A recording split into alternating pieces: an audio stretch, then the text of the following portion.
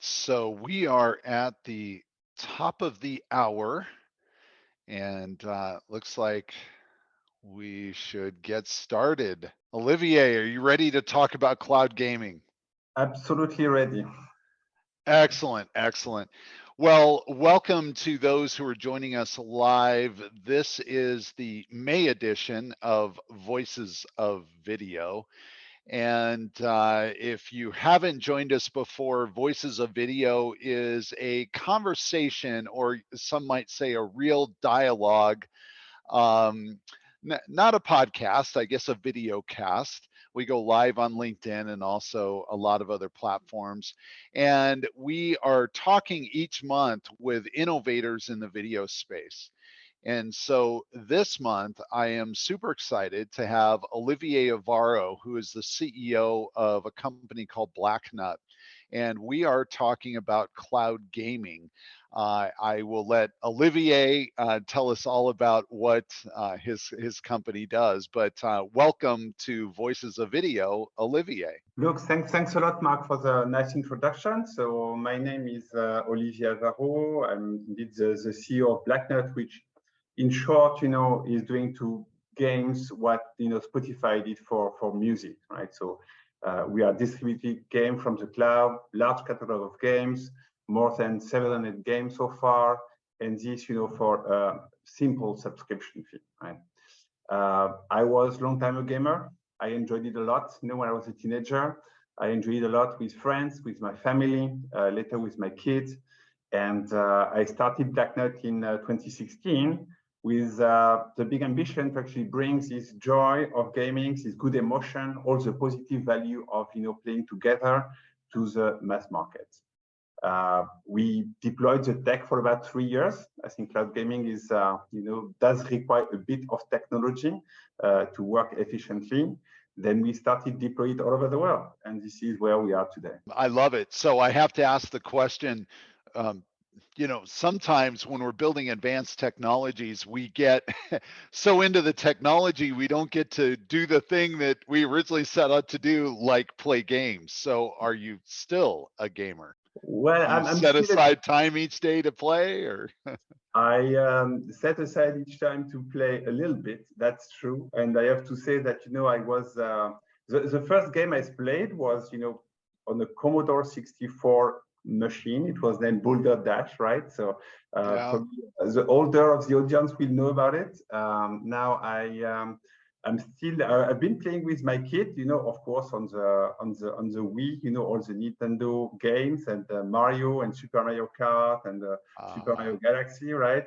And to be Cool. truly honest, I'm still playing a bit with my kid, but mostly I'm touching a bit, Pokemon Go sometimes to still get a conversation with my wife, on gaming. That's good. That's good. Well, I'm really excited for this conversation, and I was just thinking back as I was making some notes for what I thought we should talk about. And in 2007, I had the distinct privilege, and I really do consider it to be a privilege to be a part of a company, one of the early innovators of streaming, what we call now OTT and at the time it was transactional VOD. The company still exists. It's called Voodoo. And we had this crazy idea to take the Blockbuster. Those who have been around for a little while will remember Blockbuster video stores in the U.S.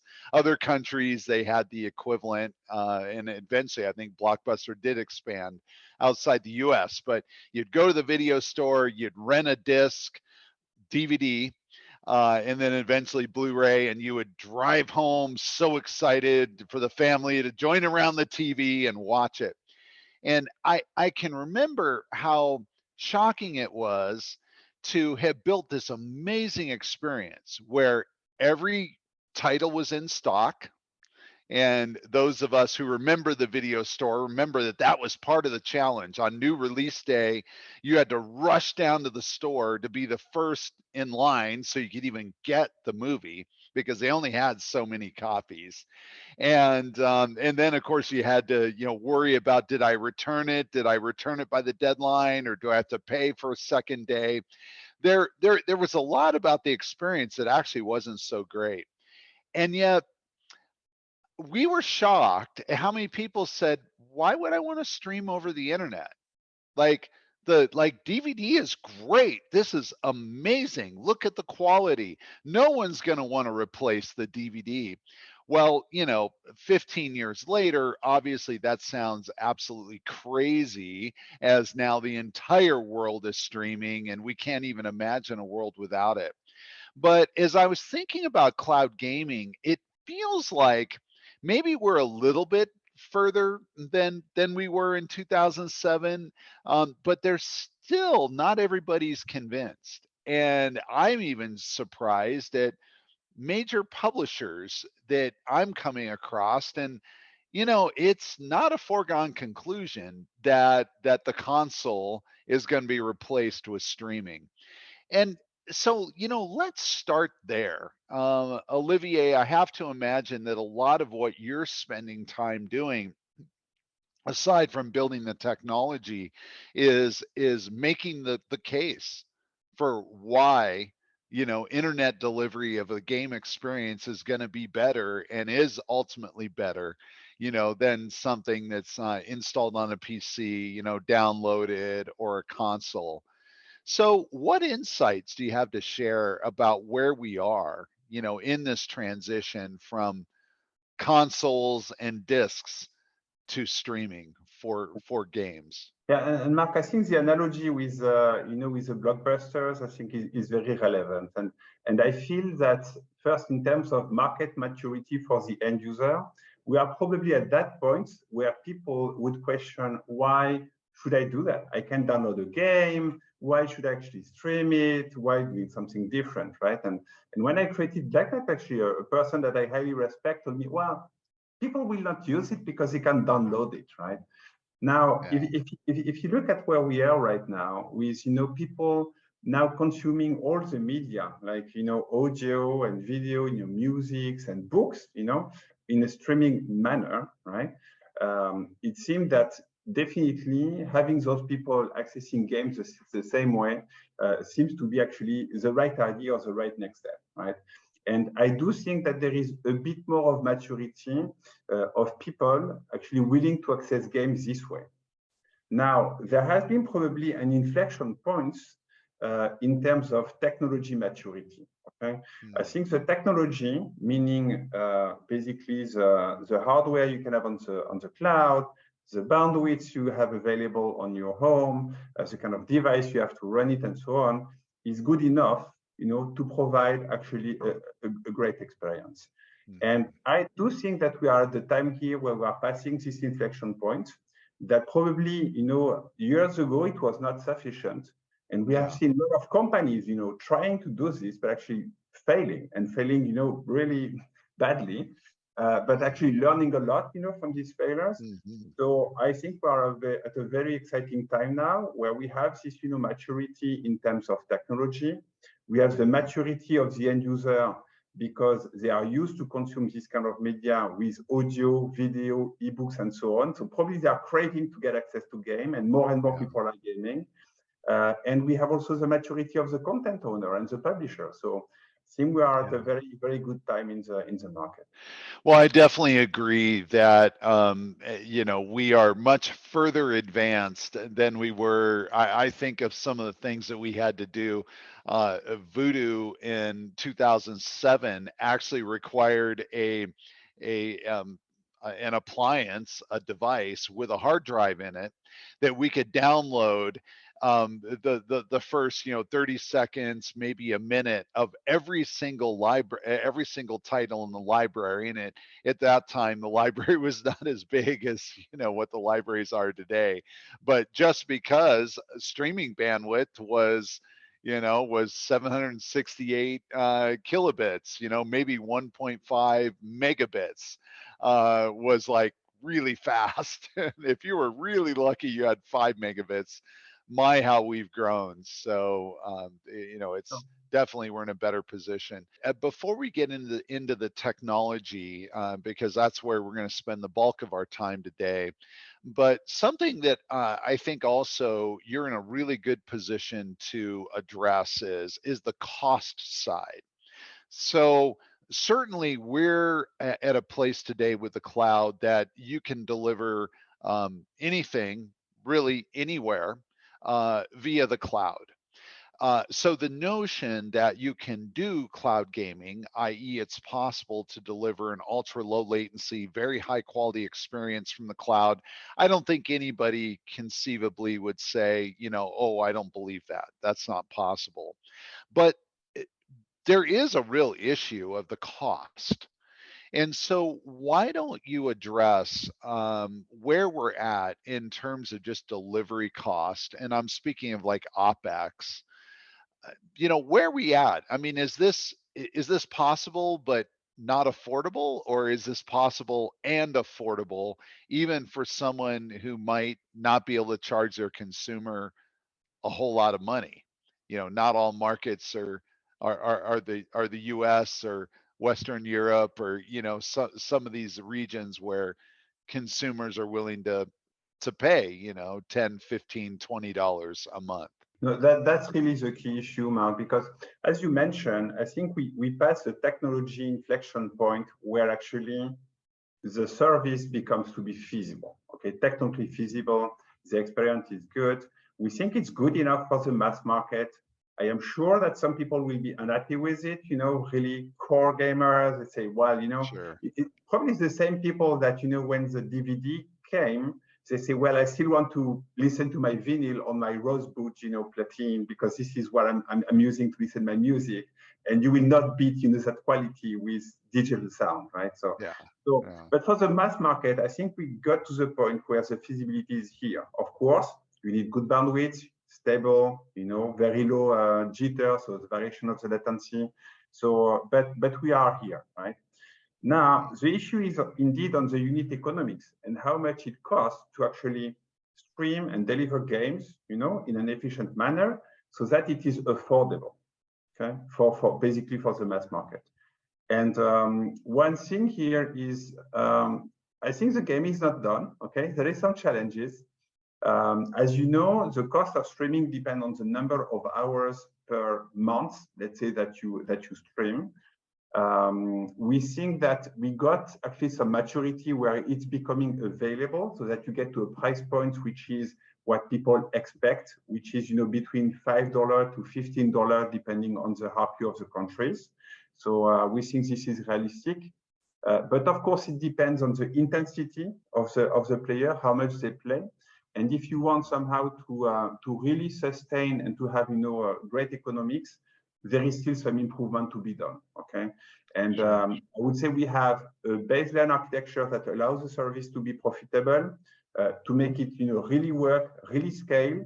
There is still some margin of improvement, and we have ways actually to improve this unit economics. So you're saying right now that to the end user, which means that the actual cost to deliver the service has to be less, but to the end user, about $5 a month to $15 a month is a target that is possible to reach, right? Okay, so $5 a month, even in more emerging markets where maybe subscription prices cannot be what they are, say in the US, feels like that's doable. So that's actually good to hear. Tell us, what is the technical, let's talk now about what the technical infrastructure looks like and what it takes to deliver. How have you built your system? And then we will get to the broader architecture of Blacknut and what exactly you're offering. But let's start with, what is your system built on? What does it look like? What are you deploying? Is this a cloud service? Is it run all on-prem? So basically, the architecture of cloud gaming is somehow simple, right? You take games, you put them on a server in the cloud, and you are going basically to virtualize it and stream it in the form of a video stream or in some other format, so that you don't have to download the game on the client side, and you can play it as you are playing a video stream. And when you interact with the game, you send the command back to the server, and then you interact with the game this way. Okay, so of course, bandwidth need to be sufficient. Let's say 6 megabits per second. Latency need to be good. Let's say less than 80 milliseconds. And of course, you need to have the right infrastructure on the server that can run games. Games mean a mixture of CPU, GPU, storage, okay, and all this need to work well. We start deploying, the service based on public cloud, because this allows us to test the different metrics, how people were playing the service, how many hours, and this was actually very fast to launch and to scale. Okay, so this is what the public cloud, the hyperscaler, AWS, GCP, and so on provides. That's great, but they are quite expensive, right? As you know. So to optimize the economics, we actually built and invented in Blacknut what we call the hybrid cloud for cloud gaming, which is a combination of both the public cloud and private cloud. So we have to install our own servers, based on GPUs, CPUs, and so on, either directly in Blacknut or with some partners like Radiant Arc, okay, so that we can improve the overall performances and the unit economics of the system. That, I think, allowed us to build a profitable service. I think if you just match basically the public cloud currently, I think this is super hard to get something which is, viable. But with this kind of hybrid cloud, I think it's actually very doable. And these are, standard x86 commercial off-the-shelf Intel AMD machines. I mean, there's nothing special required, or have you gone to a purpose-built design? No, the current design is basically definitely specific for the private cloud, but it's based on standard x86. And for GPU, we use AMD or NVIDIA. Okay, we have a mixture of different providers, but basically this is, I would say, reasonably standard architecture, right? With a mix of CPU, GPU, and storage. The cloud gaming use case is a primary one, and that's obviously why we got introduced. And you are using NETINT, which we will get to. But kind of the key measure from a technology perspective, and it maps directly back to cost for a cloud gaming installation, is the number of concurrent sessions per server. Obviously, it just stands to reason that the more concurrent sessions or players that you can get on a server, well, it's going to be less expensive to operate and to run. So that's not too difficult to understand. One of the things that's really interesting is, and I'd like for you to talk about this architecture where you have the GPU rendering the game, but you're actually not doing the video encoding on the GPU. So what does that look like? And also talk to us about, the evolution, because that's not where you started.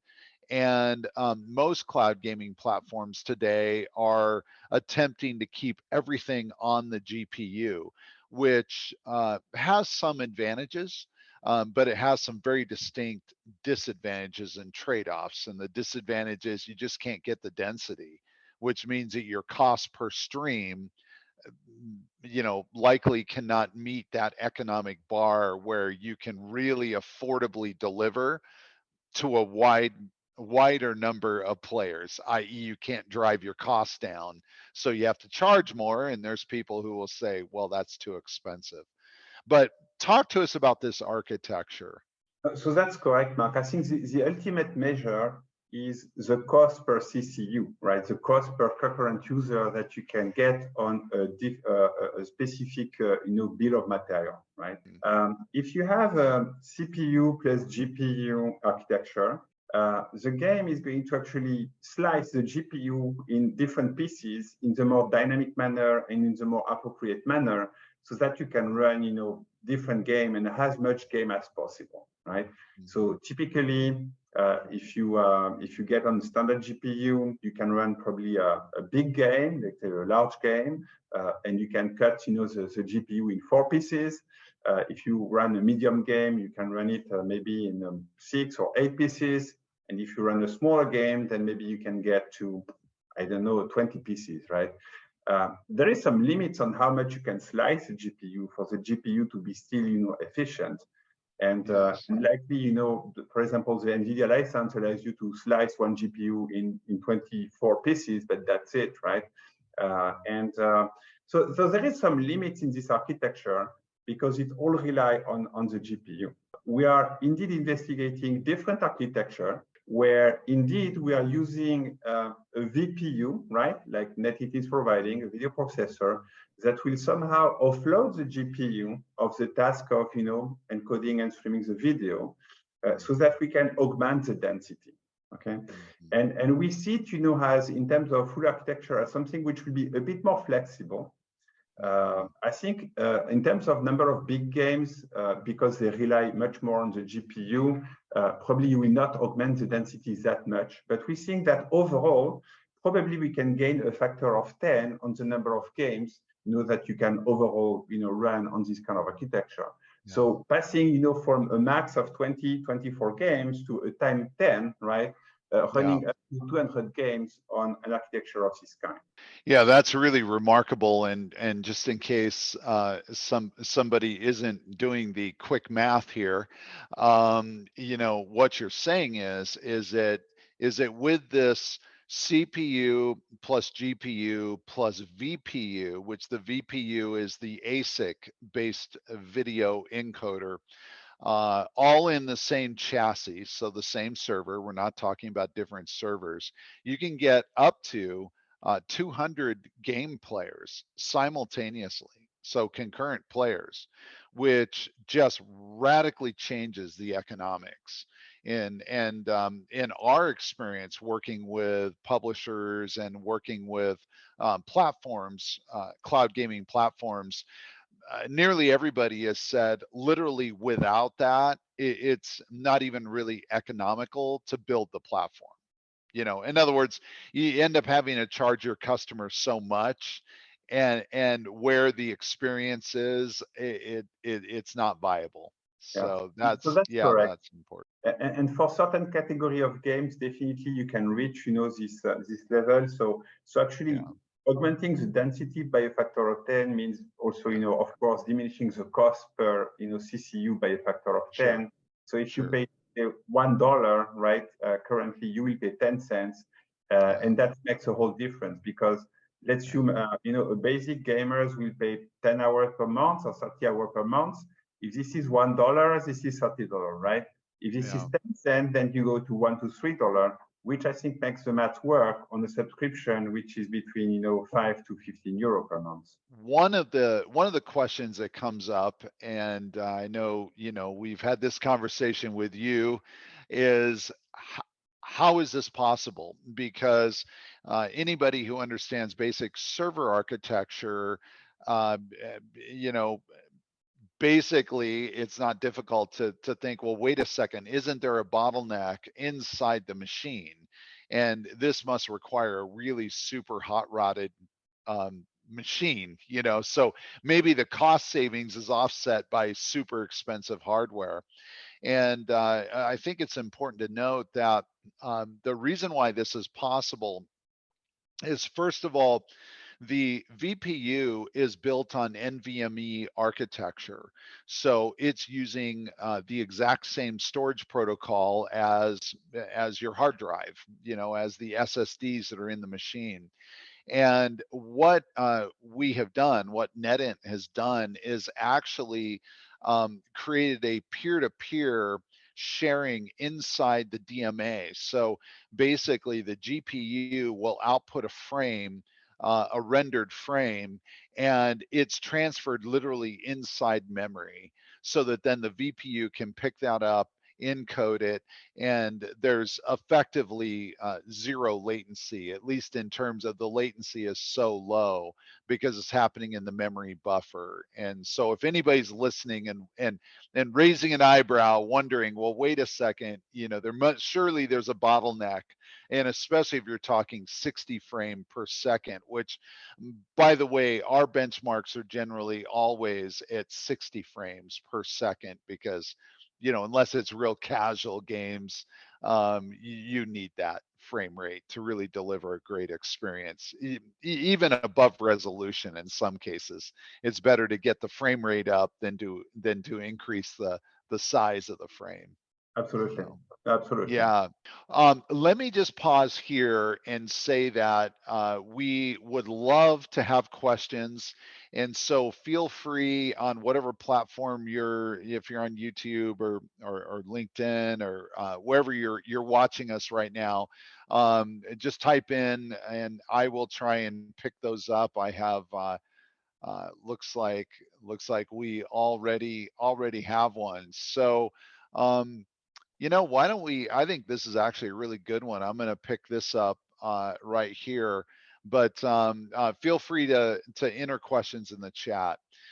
So Olivier, the question is, I live in a country where stable internet is not always available. And by the way, I would say that, this isn't only, a country issue. Internet varies, right? And the expectation of users is more and more that, they don't think about the fact that I'm in a car. I happen to be in an area where there's great coverage, but 7 miles down the road, that changes, right? They want to keep playing and keep enjoying this great experience. So the question is, I live in a country where stable internet is not always available. How will this affect the gaming experience? And yeah, I mean that's the question. Yeah. So So what's your experience, and how are you guys solving for this? you see, in Netflix or Spotify, right, you can actually buffer content so that even if your Exactly. bandwidth is, a bit clumsy, you can actually store that Yeah. content in a CDN and keep Yeah. the experience, good enough, right? Or you can download the video and make it work, right? So definitely you have some way to solve that problem in, I would say, cold media, right? Media that you can encode in one way, then stream later. Yeah. In games, this is completely different. Okay? Yeah. You can't do Because that. we have to encode, stream, deliver, and then you text interaction right away. So if your bandwidth is not enough, right? If the quality of the bandwidth is not enough, and not only in terms of the size of the bandwidth, but also in terms of characteristics, the latency, how this latency is stable, and so on, then the experience will degrade, right? Mm-hmm. So what we've been doing actually in with Ericsson, okay, is to use 5G networks and to define specific characteristic of what is a slice in the 5G network. So we can tune, the 5G network to make it fit for gaming, right? And to optimize basically the delivery of gaming with 5G. So we think that 5G is going to get much faster in those regions where actually the internet is not so great. We've been deploying, the Blacknut service in Thailand, in Singapore, in Malaysia, now in the Philippines, and so on. And this has allowed us to actually reach people in regions where there is no, cable or bandwidth with fiber and this kind of things. So look, I'm not going to solve the problem where bandwidth is not available, but maybe bandwidth will come faster with 5G, Yeah. and that could be the solution. Yeah, I want to make a comment there, and thank you for the answer. We are seeing it's very interesting, and I'll use India as an example.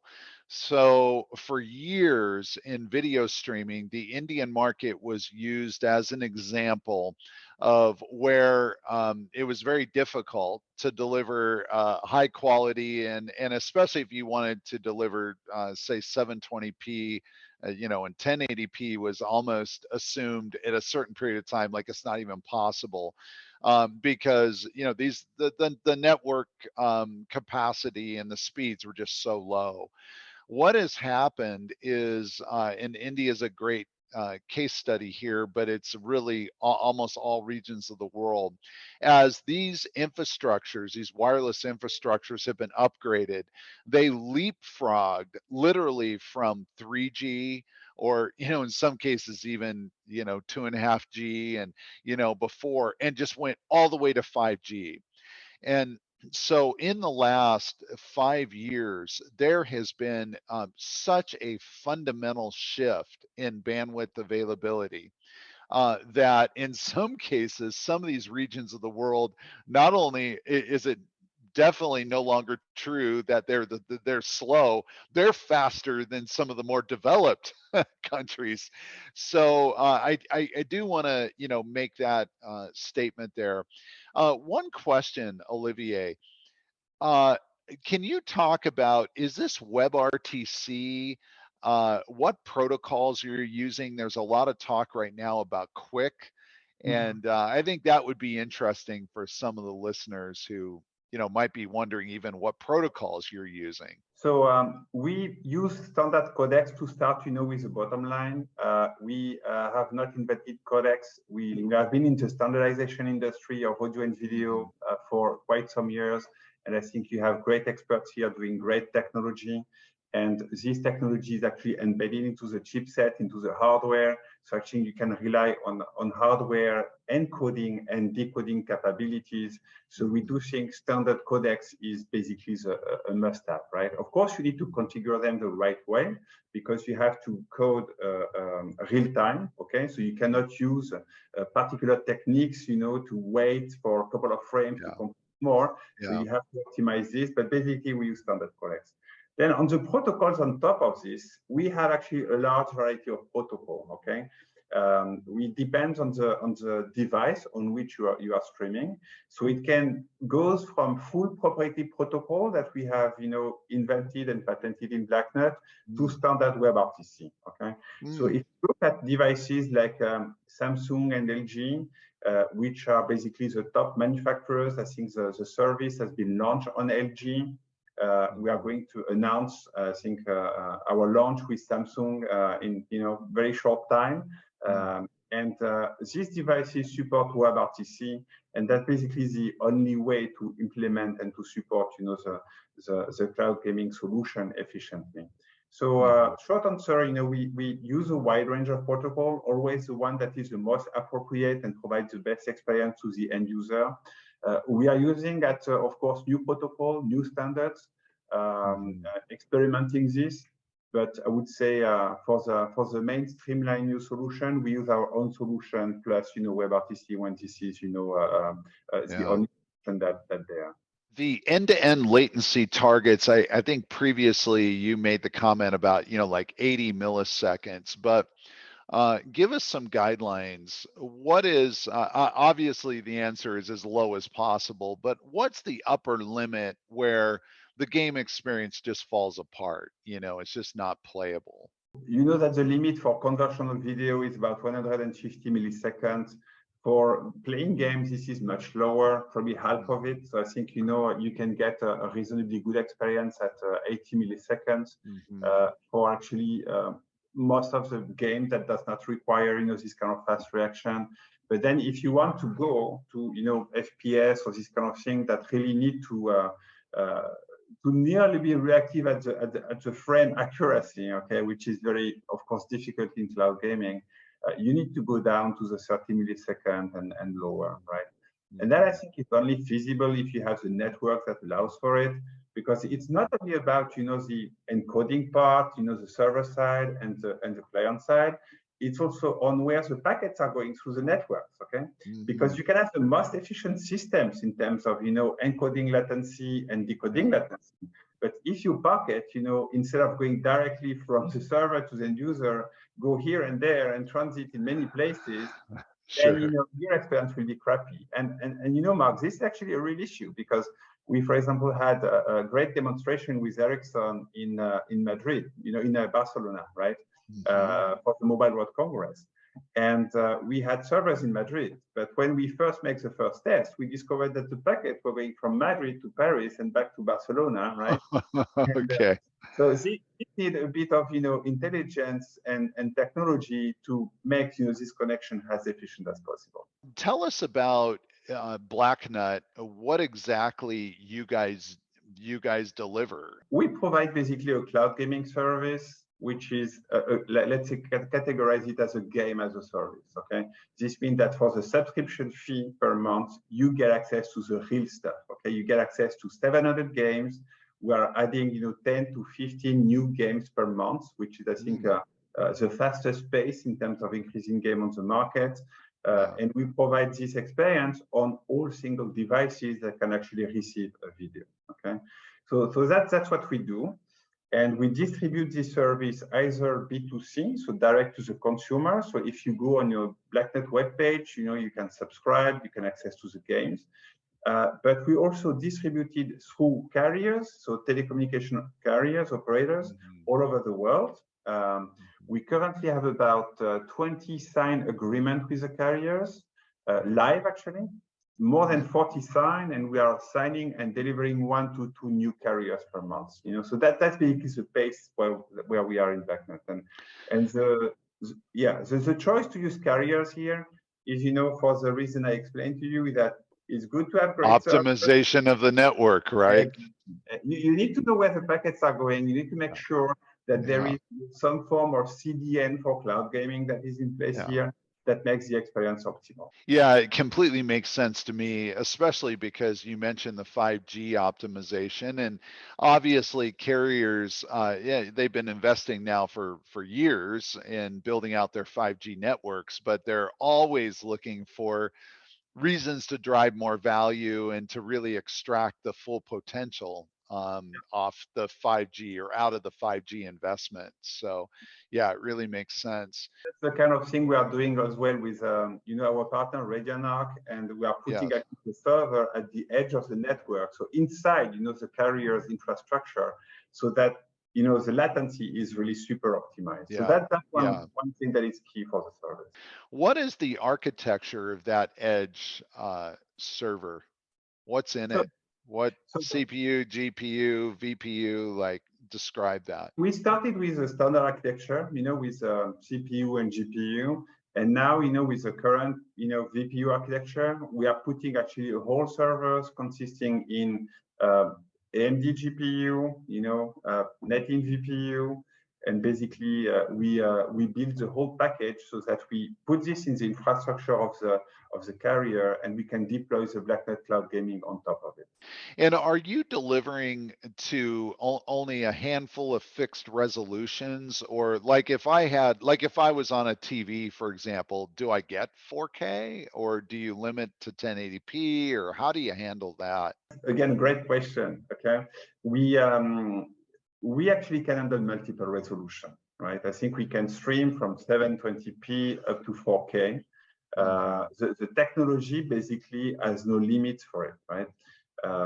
And streaming, 4K or even 8K is a problem that has somehow been solved already, from the technical matter. The question is again the cost and the experience. Okay, streaming 4K on a mobile device, does not really make sense. I think the screen is a bit more, so you can screen a smaller resolution, and that's sufficient. On a TV, okay, likely you need to have a bigger resolution, even if actually there is a great, upscale available on most of the TV sets. We stream, 720p on Samsung devices, and that's super great, right? But of course, scaling up to 1080p will provide a much better experience. So on TVs and for the games that require it, I think we are indeed streaming the service about 1080p for the game that requires this. Do you also find that frame rate is almost more important than resolution? For certain games, absolutely. But again, I think it is game dependent. Of course, it's game, if you are on an FPS, you probably, if you have the choice, okay, and you cannot stream 1080p, you would probably stream 720p at 60 FPS rather than 1080p 30 FPS, right? Yes. Yes. If you have to make some trade-off. But if you Yeah. have different games where the texture, the resolution is more important, then maybe you will actually select more a 1080p and 30 FPS, resolution. And we are, the technology we build is actually fully adaptable. Okay. Ultimately, you should not forget that there is a network in between, and even if technically you can stream 4K or 8K, the networks may not sustain it. Okay, and then actually you will have a less good experience streaming 4K than actually a 1080p 60 FPS resolution. Okay, I see a question just came in. And it is, how do we know where the service is available, or is it available anywhere you live? And so I think, you can answer that question, but why don't you also explain, are there geographical limitations? Is your content available anywhere? And then as an extension, I don't think you actually talked about how many publishers you have. You did talk about every month you're onboarding, I think 10 or 12 new games, but yeah. So are there geographical restrictions? How can someone access this? Great. Let's start with content. Okay. Indeed, we have, more than several games right now, 10 to 15 new games per month. And we actually try not to have geographical limitation on the content. Okay. So this means the content we have on the catalog is, from a licensing point of view, available, worldwide. Okay, so that's basically what we do, and we do have exceptions as usual, but basically a large part of the catalog is available worldwide. Now, deploying this catalog on different regions, we are available in more than 45 countries. We definitely need to have servers that are close enough, to the end user, so that the streaming experience is good enough. And we think that a radius of, between 750 to 1,500 kilometers, probably is the maximum. So I think we will actually put some point of presence, in those geographical areas, so that basically the latency limited by the speed of light, right, does not, harm the service. So of course, if you look at it, we have Europe very much, covered. We have US and Canada very much covered. We have a large portion of Southeast Asia, Korean and Japan very much covered. We are now expanding in Latin America, which is a bit harder.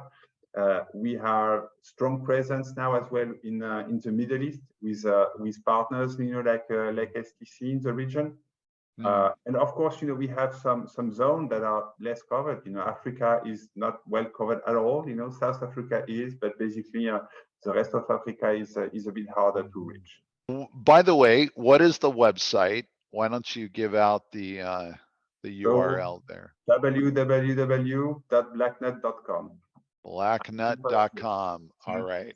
I think try the service. We'll be very happy to support and provide any give feedback. I think we're interested in the feedback as well. It's super exciting, and as I said in the beginning, for me personally, having been really in the very early stages of the transition from physical entertainment delivery, I'm talking about movies, specifically like DVDs, to streaming, I'm just super excited to also now, 15 years later, be there with games. And there's a lot of work to be done. And as you pointed out, the experience is absolutely not exactly mapped. We can't replace, throw out the console yet. But the opportunity to bring, really the gaming experience to a much wider audience is really enabled. with streaming. So by the way, so I think there's a follow-on question here. Do you have infrastructure in South Africa? You mentioned Africa is not covered as well, but yes, we do have the capacity to deploy the service in South Africa. to Absolutely. deploy Yeah. in South Africa. Okay, great. Well, we're right up against time, and thank you for everyone who joined us live. Really appreciate it, and thank you, Olivier. It's amazing what you built, and we're super excited to be working with Blacknut. Thank you, everyone. Thanks, Mark.